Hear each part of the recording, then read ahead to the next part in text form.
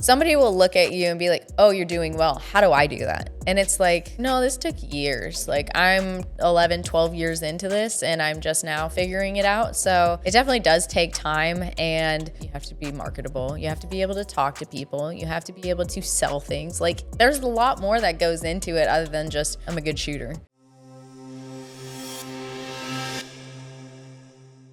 So your favorite, I think just an easy question is, what's your favorite gun to shoot?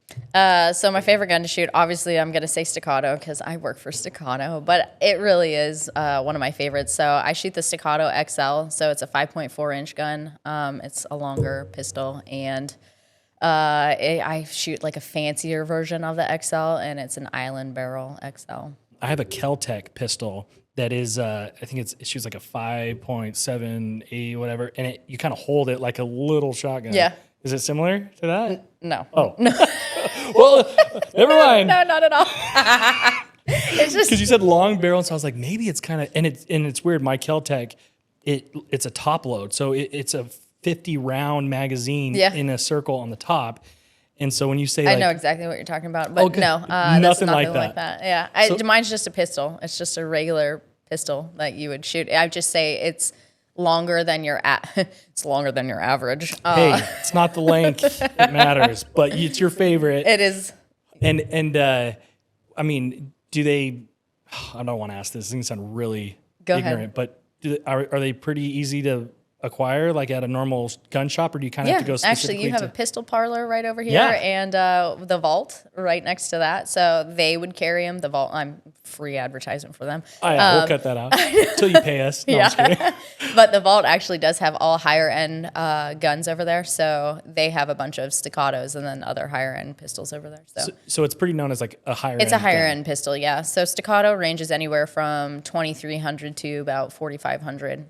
Yeah. Okay. So the gun I'm talking about is right around like $3,300 as a pistol. Just as a pistol.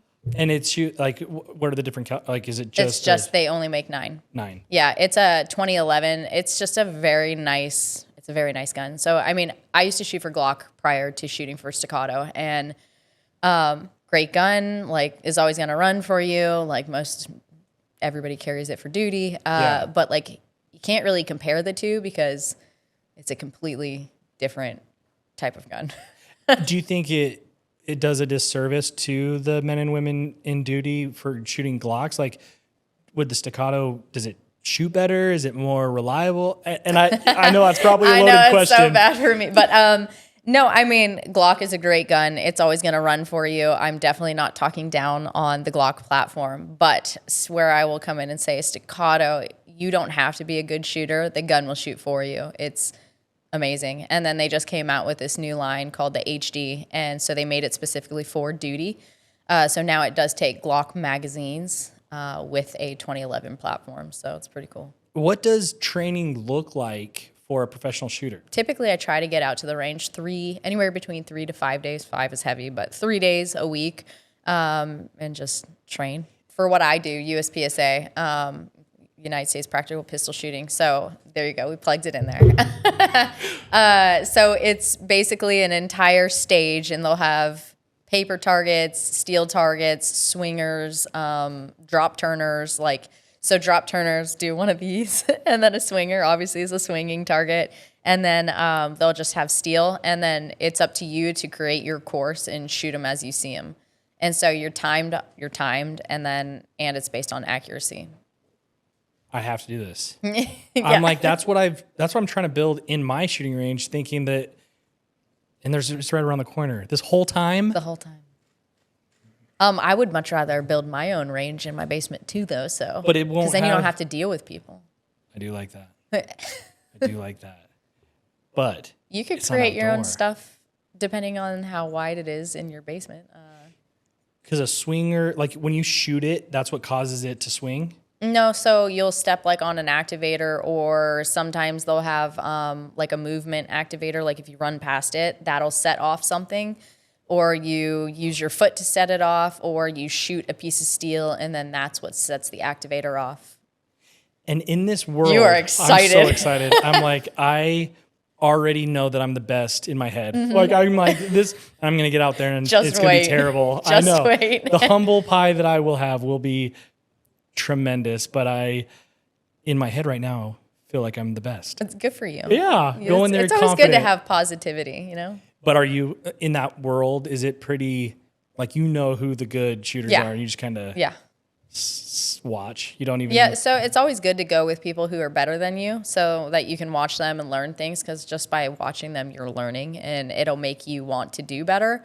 So even the top people, I like shooting with them because maybe there's things that I wouldn't do and I'm like, oh, well, I'll try that. And maybe it'll usually helps me go faster or try things that I typically wouldn't do, like in my comfort zone. Yeah. Well, then I will definitely go with you whenever you have a second to bring somebody on the bunny hill. Yeah, okay. Because I get it. Going with people who I like to snowboard. Yeah. And going with people who it's like their first time. Yeah, it's like, not the funnest. Yeah. So I'll try to not be that, but I really do want to go with you because you're obviously the GOAT and I need to learn. But what are your aspirations with shooting and beyond? Like, does that evolve into anything different, or is it pretty focused? I mean, it's really hard to evolve in this industry, like more than what it is. Like you're not getting into like machine guns and like I mean, yeah, no, I've done all that stuff. rocket launchers. But like, as for just shooting competition, it's not a sport where you can go in the Olympics and shoot, unfortunately. Really? Yeah, it's just I don't know why. It's just a hard stop, like, for this stuff. I mean, I know you can shoot in the Olympics. What is it, the biathlon or? I was gonna say, I swear, but I guess they're mostly rifles. Like, and Yeah, they're they like in do the like snow air and- rifles and things like that. But yeah, no, what I do is not. Well, then maybe doesn't that's an go up and aspiration, away. is making sure it becomes an Olympic sport. Right? Yeah. Yeah, I don't know. So I just enjoy shooting. It's always been fun for me. And then Glock came around when I was brand new because I got on this TV show and then I made a name for myself. And then they happened to be looking for somebody at the time, and that's what I was shooting. And so that's how I got involved into competition shooting, was based off of the TV show. And because there were a lot of competition shooters on there, and they were like, you should just try out and start. And there's a lot of people here who shoot competitions. So I met somebody to help me, and he was going out with me like at least 3 times a week and kind of training me. And he trained me up to shoot a Tuesday night steel, which would be a lot of fun for you. Yeah. So they have a Tuesday night steel. They have a Thursday night steel at Phoenix Rod and Gun, which is over by Phoenix PD. And then, yeah, I think Ben Avery even has something. But if you want to travel everywhere, you can find shooting all throughout the week here. I do. Yeah. And I will. And is that where the money comes from, really, is sponsors? Sponsors. Because Sponsorship. competitions. I think it's, when somebody will look at you and be like, oh, you're doing well. How do I do that? And it's like, no, this took years. Like, I'm 11, 12 years into this, and I'm just now figuring it out. So it definitely does take time. And because it's such a male-dominated sport, for dudes, you have to be really good. And not only that, I mean, for anything, it's not just, okay, you're a good shooter, but you have to be marketable. You have to be able to talk to people. You have to be able to sell things. Like, there's a lot more that goes into it other than just, I'm a good shooter. Totally. So. I mean, similar with fighting. It's like, cool, you're a great fighter, but you're boring as heck. Yeah. And you're just so is content a big thing for you? Like, yeah, so content, obviously, like, doing the sponsorship thing, a lot of people are just, hey, we need you to talk about it. And so obviously all the stuff that I use is stuff that I actually like and would use on a daily basis. So yeah, I do a lot of posting for companies. What would be some of the, because I feel like that's great for up and coming people that want to get into this sport, is how do you make yourself exciting to not only be a good shot, but you got to put out good content. Yeah. What would be some good content that you've seen works for people to be interested in? A lot of it is quick, fast, and dirty. Like, you just got to bing, bang, boom. Stuff that people want to see. Honestly, what I do in shooting competition, I never post that stuff because It's long, it's slow, and it's boring. Ah, But like you can take certain clips and try to make things better, or maybe it's just hey, this is what I'm practicing, because some people want to see, well, what are you practicing? I want to try this. Or maybe it's just a challenge where it's a super quick challenge that you can do, and then other people can try. Or yeah, it's just got to be exciting and fun and new stuff every time. that's good to know, because I would have thought your competitions would have been like the best content, but Some people enjoy watching that, but your viral, like the stuff that but really, the stuff that does really well is more like if you're shooting like some steel, or it's fast, or it's Some like just tannerite, some reloading, or just exciting stuff. yeah. Is that what it's called? Tannerite? Tannerite that like blows up. Yeah. Do you shoot stuff like that? That seems like good content. But This is like everyday people things like, oh, I went out to the desert and shot some tannerite. I know, that is me. That is Like I don't like to go and waste rounds, because it's just like it's an expensive hobby. It's just boring.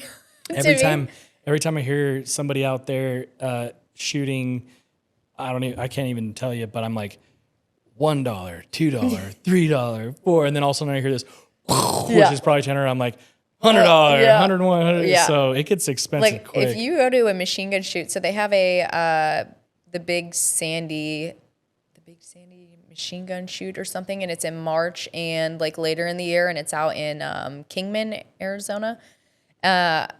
Anyway, they have like rows of people that just bring machine guns out, and you can go and shoot them all. And I've never been, but I've been asked to go. I know the guy who owns the property out there, and so Does he's that like, "You stuff should not come out excite here." you? Machine guns? It's really hard now. I mean, I've been doing it for so long, so it's just like literally we were just talking about shooting out of your windshield, right? Yeah. And so that was something I had never done, and I just did that like a few months ago, and I was like, that was really cool. Yeah. So it's just stuff that I haven't done. That's like, even if it's not super cool, it's new to me. Experience, yeah. And then I think the last thing before that was going out to Dylan. So Dylan's out here, Dylan Arrow, Dylan Precision, Dylan, all of them. Anyway, so they're out in the middle of the desert, and they're like, hey, let's go up in the helicopter and shoot out of the helicopter. So I'm like, that's new to me. I mean, people do it all the time, but I've never done it. So No. that was a learning experience. Yeah. Like we were talking about with, with staccato and the higher end guns. I'm sure there's technology that comes out a lot that is like, oh, maybe this one is better for XYZ reasons. How do you stay updated on what technology or what equipment with all the changes going on, what to try and what not to try? Well, or do you just try everything? I'm like, actually, I've always been pretty, so back when I was with Glock, with them, they were very like, you will only shoot this. And so I was just like, okay, I'm just going to shoot Glock because I don't need to shoot anything else. And now that I'm with Staccato, I kind of took that same thing, and I really just shoot Staccato because that's who I work for. That's who I'm with, and like I'm gonna give them everything. Of course. So to be like, oh yeah, no, I try SIG, Smith and Wesson, this, like, no, I don't do anything. Like, do I know about the new stuff that's coming out? Sure, but I don't go and try it. None of it. That's exactly the answer that I was looking for. Was it seems like there's a lot of fads or a lot of technology that seems like the game changing thing, but you've probably seen a lot come and go. Yeah. You're just like, hey, I've stuck with a Staccato, and it's the tried and true. Sure. It's not a fad, but technology, who knows? Is there anything you've heard that is down the pipeline that you're like, oh, that's going to completely change the game? Or is shooting always going to be shooting? Man, I really just feel like it's, as long as we can keep it going, that's like the focus, and getting new people involved into shooting. And especially like, everybody's like, how do we get more women involved? Like, how do we do this? So just getting more people involved and continuing it on rather than it dying out would be the fad. Yeah. Hey, have you had a lot of females reach out to you and be like, hey, I want to get involved. Thank you for being kind of a... Yeah, a lot of people reach out, and I mean, not just women, but everybody, obviously. Me? I'm like, yeah, you're getting me. A lot of people, I mean, I will say I have like 91% of my following is men. They're all mainly law enforcement, military. But then you got the like 8.5% that's women. Yeah. But no, a lot of people reach out and just say, hey, how do you get involved? What do I need to do? How do I do this? What do I need? That's cool. So, I'm sure it's refreshing for that audience to have I don't want to say a normal female that is like kicking butt. So I was curious to see how many inspired young women reach out to you.